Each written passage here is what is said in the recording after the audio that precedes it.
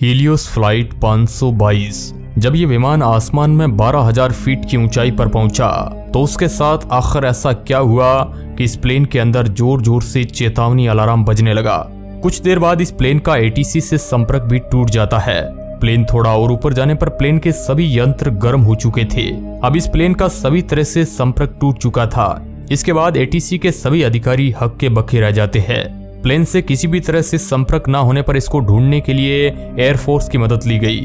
इस विमान के उड़ान भरने के करीब 2 घंटे बाद F-16 के 2 विमान इस हवाई जहाज को ढूंढने के लिए निकल गए और 20 मिनट के अंदर ही इसे ढूंढ लिया गया। लेकिन जब उस प्लेन के अंदर का नजारा देखा तो एयरफोर्स के वे पायलट हैरान रह गए। आखिर उसके अंदर ऐसा क्या था और उसके बाद उस प्लेन के साथ क्या हुआ? क्या उस प्लेन में मौजूद सभी यात्री मारे गए थे? चलिए आज की इस वीडियो रिपोर्ट में उस प्लेन की खौफनाक कहानी को जानते हैं। आखिर उस प्लेन के साथ क्या हादसा हुआ था। हेलो दोस्तों, मैं हूं आपका दोस्त सुरेश सांचोरी और आप मिस्ट्री टेलीविजन यूट्यूब चैनल देख रहे हैं। दोस्तों, तारीख थी 14 अगस्त साल 2005 जब हीलियोस फ्लाइट 522 ने साइप्रस के लार्नाका एयरपोर्ट से अपनी मंजिल चेक रिपब्लिक के प्राग एयरपोर्ट के लिए उड़ान भरी। लेकिन उस एरोप्लेन का यह सफर एक बार में नहीं होना था, क्योंकि उसे बीच में ग्रीस के एथेंस एयरपोर्ट पे लैंड करना था। रोज की तरह ही 14 अगस्त को भी इसने उड़ान भरी। उस वक्त इसमें कुल 115 यात्री, एक पायलट, एक को पायलट और 4 क्रू मेंबर सफर कर रहे थे। उन सभी 121 लोगों में से 107 लोग साइप्रस के थे, एक व्यक्ति जर्मनी का था और बाकी के 13 लोग ग्रीस के थे। इस एरोप्लेन की कमान संभाल रहे थे जर्मन कॉन्ट्रैक्ट बेस्ड पायलट हंस जर्गेन मार्टिन और उनकी उम्र थी 58 साल। दोस्तों, वह कोई नए नवेले पायलट नहीं थे, बल्कि उन्हें तो 16,900 घंटे तक एरोप्लेन उड़ाने का अनुभव था। उनके साथ को पायलट थे पेम्पोस चार्लाम्बोस, जो 51 साल के थे और उन्हें भी लगभग 7,550 घंटे तक एरोप्लेन उड़ाने का अनुभव था। फ्लाइट अटेंडेंट के पद पर नियुक्त एंड्रियास प्रोडोमे भी वहां पर मौजूद थे। 14 अगस्त की सुबह इसे 9 बजे उड़ान भरनी थी, लेकिन किसी कारणवश इसने 9:07 पर लार्नाका एयरपोर्ट से उड़ान भरी। 9:12 पर यानी 5 मिनट बाद ही जब प्लेन तकरीबन 12,000 फीट की ऊंचाई पर पहुंच गया, तभी कॉकपिट में बैठे पायलट और को पायलट ने एक अविश्वसनीय घटना देखी। उन्होंने देखा कि अचानक से टेक ऑफ कॉन्फ़िगरेशन अलार्म बजने लगा और उसमें लाइट जलने लगी। ये बात उन्हीं के लिए नहीं, बल्कि सभी क्रू मेंबर्स के लिए काफी चौंकाने वाली थी, क्योंकि इस वक्त ये अलार्म नहीं बजना चाहिए था। जानकारी के लिए मैं आपको बता दूं कि टेक ऑफ कॉन्फ़िगरेशन अलार्म केवल तभी बजता है जब कोई एरोप्लेन जमीन पर हो और उसमें किसी तकनीकी खराबी की वजह से वह उड़ान भरने में असक्षम हो। अब आप खुद सोचिए कि जब प्लेन जमीन से लगभग 3.5 किलोमीटर ऊपर हो तो इस अलार्म के बजने का मतलब किसे समझ में आया होगा। इस बात ने उन दोनों पायलट को हैरत में डाल दिया, लेकिन फिर भी उन्होंने इसे नजरअंदाज करने की बजाय इसकी जानकारी एटीसी यानी एयर ट्रैफिक कंट्रोल को देना जरूरी समझा। खैर, लगभग 1-2 मिनट ही बीते होंगे इन सब में और उसके बाद पायलट ने तुरंत ही एटीसी से संपर्क साधा। वे लोग अधिकारियों को यह जानकारी दे ही रहे थे कि उनका टेक ऑफ कॉन्फ़िगरेशन अलार्म बज रहा है कि तभी अचानक से उनके सामने बहुत से अलार्म बजने लगे। अब क्योंकि एक से ज्यादा अलार्म बज रहे थे तो अधिकारियों को पायलट की बात ठीक से समझ नहीं आई और इन सब के बीच ही उनका एटीसी से संपर्क टूट गया। इतने में ही उनका मास्टर क्वेश्चन अलार्म भी बजने लगा, जिसका मतलब होता है कि प्लेन के कई यंत्र और सिस्टम गर्म हो चुके हैं। ये कोई आम बात नहीं थी, क्योंकि एक एरोप्लेन में यंत्रों पर एयर कंडीशनिंग की अच्छी सप्लाई होती है, जिसके कारण वे इतनी जल्दी गर्म नहीं होते हैं। 9:14 पर पायलट ने तुरंत ही एटीसी से दोबारा संपर्क साधा और उन्हें बताया कि शायद प्लेन में एयर कंडीशनिंग की समस्या आ गई है। एटीसी का पायलट के साथ संपर्क केवल 9:20 तक ही रहा और उसके बाद वहां पर क्या हुआ कोई नहीं जानता है। उस वक्त प्लेन लगभग 29,000 फीट की ऊंचाई पर उड़ रहा था। तकरीबन 9:37 पर plane Athens flight information region में प्रवेश कर गया। निकोसिया एटीसी ने एथेंस एटीसी को यह जानकारी दी कि प्लेन से सभी रेडियो संपर्क टूट चुके हैं और इस वक्त प्लेन स्वचालित होकर एथेंस के ऊपर ही चक्कर लगा रहा है।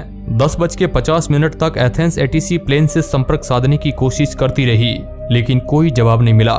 केवल 4 मिनट बाद ही एथेंस एटीसी ने इसकी जानकारी एयरफोर्स को दी और 11:05 पर 2 F-16 विमान, जो ग्रीस के काफी कारगर विमान हैं, उन्होंने ना अचियोलोस से उड़ान भरी। इन विमानों ने 19 मिनट के अंदर ही एरोप्लेन को खोज निकाला, जो क्याइजिन टापू के ऊपर उड़ता मिला। 11:32 पर विमानों को उड़ा रहे सैनिकों ने देखा कि कॉकपिट में पायलट सर नीचे किए शायद बेहोश पड़े हैं। उन्हें यह देखकर काफी हैरानी हुई कि एरोप्लेन के नजदीक 2 फाइटर जेट्स 15 मिनट से उड़ रहे हैं, लेकिन किसी भी यात्री का ध्यान उन पर नहीं आया। जब सैनिकों ने पास जाकर देखने की कोशिश की तो उन्होंने देखा कि सभी के सभी यात्री बेहोश है और उन्होंने ऑक्सीजन मास्क भी लगा रखा था। 11:49 पर उन्होंने देखा कि कॉकपिट में कोई इंसान होश में है और प्लेन की मशीनों को कंट्रोल करने की कोशिश कर रहा है। उन्हें कुछ समझ में आता इससे पहले ही प्लेन के बाएं इंजन में गर्मी के कारण आग लग जाती है और इसलिए प्लेन बाएं तरफ झुककर गिरने लगता है। 10 मिनट बाद यानी 12 बजे प्लेन के दाएं इंजन में भी आग लग जाती है और कुछ ही वक्त में यह ग्रीस की ग्रामटिको पहाड़ी पर जाकर क्रैश हो जाता है।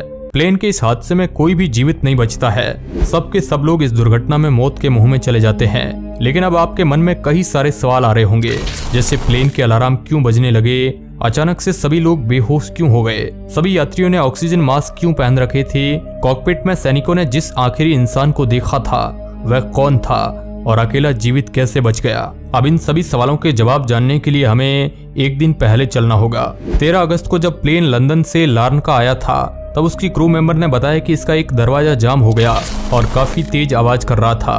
उन्होंने एक निवेदन पत्र भेजा ताकि उस दरवाजे की अच्छी से जांच की जा सके। ये जांच ग्राउंड इंजीनियर को करनी थी। अब उन्हें इसके लिए सबसे पहले प्रेशराइजेशन लीक की जांच करनी थी। आपकी जानकारी के लिए बता दूं कि प्रेशराइजेशन का काम प्लेन में ठंडी, गर्म और घनी हवा बनाए रखना है और शायद क्योंकि प्रेशराइजेशन सिस्टम ज्यादा ठंडी हवा निकाल रहा था तो उसी की वजह से दरवाजा जाम हो गया था। अब बिना इंजन शुरू किए प्रेशराइजेशन सिस्टम को चेक करने के लिए इंजीनियर ने प्रेशराइजेशन बटन को मैनुअल में सेट कर दिया। अब इससे दरवाजे की समस्या तो खत्म हो गई, लेकिन वह इंजीनियर बटन को वापस ऑटोमेटिक में करना भूल गया। मैनुअल का अर्थ होता है कि अब प्रेशराइजेशन सिस्टम पूरी तरह से मानव कंट्रोल में हो और ऑटोमेटिक में वह बटन परिस्थिति के हिसाब से स्वयं काम करता है।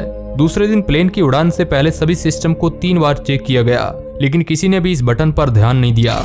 अब जब 9:07 पर प्लेन उड़ान भरकर निकल गया तब भी पायलट ने इस पर ध्यान नहीं दिया। जैसा कि हमने बताया, जब प्लेन 12,000 फीट की ऊंचाई पर था तब उसका टेक ऑफ कॉन्फ़िगरेशन अलार्म बजने लगा। लेकिन दोस्तों असल में ये अल्टीट्यूड वार्निंग अलार्म था जो पायलट को और ज्यादा ऊंचाई पर न जाने का संकेत दे रहा था। अब क्योंकि टेक ऑफ कॉन्फ़िगरेशन और अल्टीट्यूड वार्निंग अलार्म दोनों की आवाज एक जैसी होती है तो पायलट्स इसमें कंफ्यूज हो गए। कुछ देर बाद मास्टर क्वेश्चन अलार्म भी इसलिए बज रहा था क्योंकि इतनी ऊंचाई पर हवा का घनत्व काफी कम हो गया था, जिसकी वजह से प्लेन में लगे सभी पंखों का कोई मतलब नहीं था। क्योंकि जब हवा ही हल्की हो गई तो पंखे चाहे जितनी गति से घूमे वे किसी यंत्र को ठंडा नहीं कर पाएंगे। इस तरह जब प्लेन 18,000 फीट की ऊंचाई पर पहुंच गया तो वहां ऑक्सीजन की मात्रा काफी कम हो गई और ऑक्सीजन की कमी के कारण यात्री बेहोश होने लगे। तभी यात्रियों की सीट के ऊपर लगे ऑक्सीजन मास्क अपने आप ही नीचे गिर गए, जिससे सभी यात्री 3 से 4 मिनट तक और जीवित रह सके।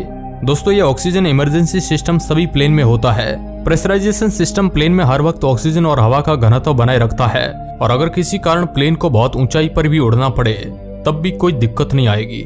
लेकिन यहाँ तो प्रेशराइजेशन सिस्टम ही बंद पड़ा है। कॉकपिट में बैठे कैप्टन अभी भी एटीसी से संपर्क करने की कोशिश कर रहे थे और वहाँ की समस्या की जानकारी उन्हें दे रहे थे। ग्राउंड इंजीनियर ने तुरंत ही पायलट से पूछा कि प्रेशराइजेशन सिस्टम ऑटो मोड पर तो है ना, लेकिन पायलट को भी अब चक्कर आ रहे थे। उसका दिमाग काम नहीं कर रहा था, इसलिए शायद उन्होंने इस सवाल को सुना ही नहीं और बोलते रहे कि इस समस्या का समाधान बताइए। यह वह आखिरी बात थी जो पायलट से हुई थी।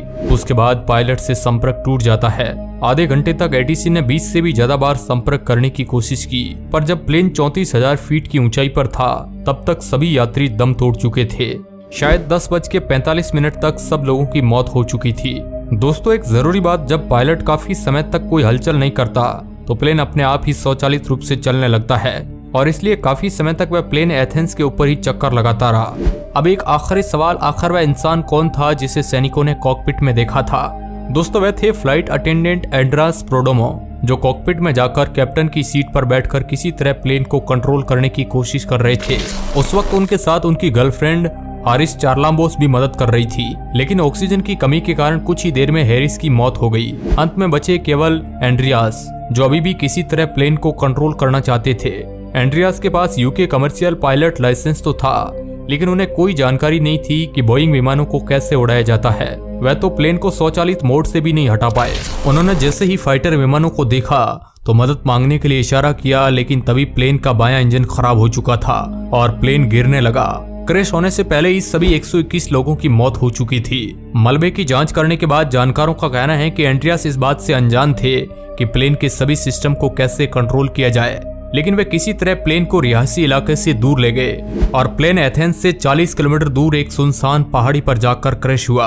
अगर एंड्रियास ना रहे होते तो प्लेन एथेंस के ऊपर भी क्रैश हो सकता था और मरने वाले लोगों की संख्या हजारों में भी जा सकती थी। लेकिन जब सभी यात्री ऑक्सीजन के कारण पहले ही मर चुके थे तो एंड्रियास इतने लंबे समय तक जीवित कैसे रह गए?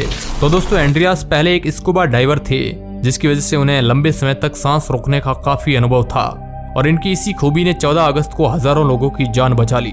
अब दोस्तों, इस घटना को जानकर प्लेन यात्रा से भयभीत होने की कोई जरूरत नहीं है, क्योंकि दोस्तों ये काफी ज्यादा सेफ होती है। हाँ, जैसा कि मैंने ऊपर बताया कि कुछ छोटी मोटी गलतियां हो गई थी, लेकिन आज के समय में ऐसी गलतियां होना लगभग नामुमकिन है, क्योंकि आज के प्लेन में अधिकतर काम कंप्यूटर द्वारा किए जाते हैं और तो ये सभी लगातार ATC के कंट्रोल में बने रहते हैं और ऐसे कई यंत्र हैं जिनसे आपकी जान बचाई जा सकती है। तो इन घटनाओं से अपने मन में प्लेन यात्रा से जुड़ा कोई वहम मत बना लीजिएगा। खैर दोस्तों, कैसी लगी आज की हमारी ये वीडियो? अगर अच्छी लगी है तो चैनल को सब्सक्राइब जरूर करिएगा और इस तरह के इंटरेस्टिंग वीडियो देखने के लिए आप हमारे चैनल मिस्ट्री टेलीविजन को सब्सक्राइब कर सकते हैं। धन्यवाद।